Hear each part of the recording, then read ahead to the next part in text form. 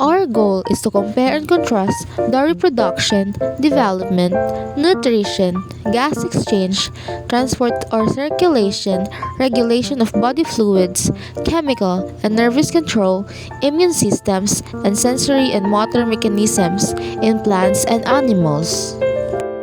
So let's start. So this is the flower and its part. Stigma is a part of pistil that attract the pollen grains from the air with its sticky tip for reproduction to take place. Pollen tube is to transport the male sperm cells from the pollen grain to the ovary of the flower. Stamen is to produce pollen.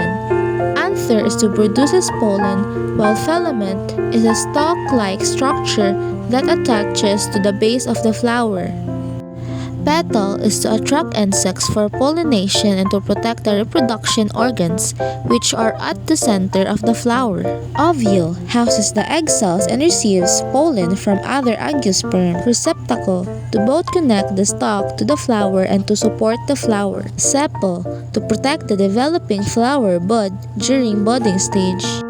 Pedicel to support the flower and form a connection between the flower and the plant. Pistil is the female reproductive part of a flower that produces seeds and fruit.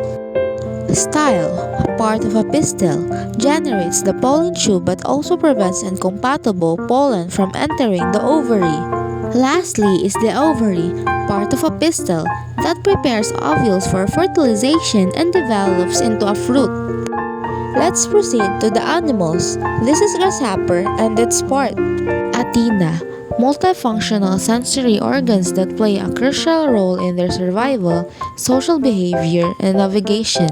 Eyes, essential for detecting movement, forming images, and regulating various behaviors. Femur enables the grasshopper to jump and locomotion. Tibia, the leg segment responsible for the powerful extension needed to generate a jump. Wings, for flying, attracts mates, protect themselves from predators, and making noise. Ovipositor, used for laying eggs. Abdomen contains digestive organs and serves as the main site for digestion, absorption, and reproduction. Thorax bears wings and legs, enabling movement, flight, and locomotion. Lastly, the legs, used for movement and support. Let's compare and contrast. Reproduction in plants and animals. So in the reproduction, both animal and plants produce a new offspring or new species. So first of all, there are two types of reproduction, the asexual and sexual reproduction. So asexual reproduction in plants is a process that produces new plants without the involvement of gametes. Plants also produce spores and have two kinds of asexual reproduction, which is the vegetation propagation and spores formation, while asexual in plants have only one, which is the parthenogenesis, where unfertilized eggs develop into new spring. In sexual, both animals, which involves the union of sperm and egg cells, and plants, which involves pollen fertilizing ovules. Also, animals do not distribute gametes. Plants, however, disperse pollen using external forces for growth and development, and plants have this called hermaphroditic plants that have both male and female parts, while animals, most mammals including human beings, the male releases sperm into the female reproductive tract. Development in plants and animals. Plant development has 6 stages: sprout, seedling, vegetative, budding, flowering, ripening.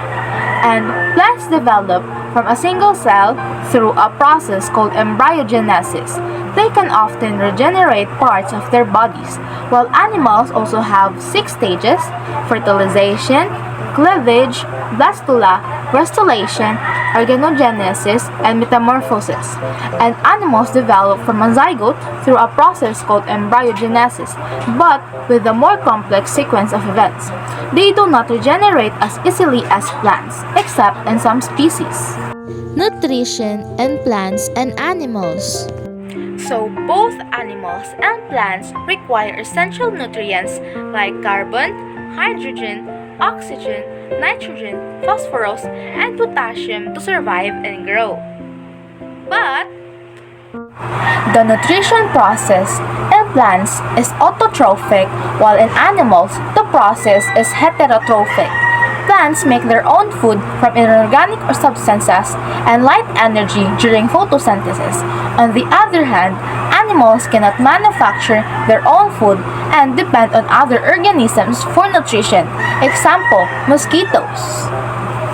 Gas exchange in plants and animals. So in gas exchange of animals and plants, both plants and animals exchange oxygen and carbon dioxide and exchange gases with their environment. But gas exchange of the animals inhale oxygen and exhale carbon dioxide, while plants absorb carbon dioxide and release oxygen during photosynthesis. So animals also exchange gases through lungs, gills, or skin, while plants exchange gases and stromata. And lastly, animals have a respiratory system that helps move gases in and out of the body, while plants rely on diffusion and osmosis to facilitate gas exchange. Transport and circulation in plants and animals. So both animals and plants have systems to transport essential substances like nutrients, water, and waste products. Also, they both use fluids to transport substances. But in plants, the transport and circulation system moves water and other essential substances to support growth, metabolism, and photosynthesis. This system relies on the xylem to transport water and minerals, and the phloem to transport sugars.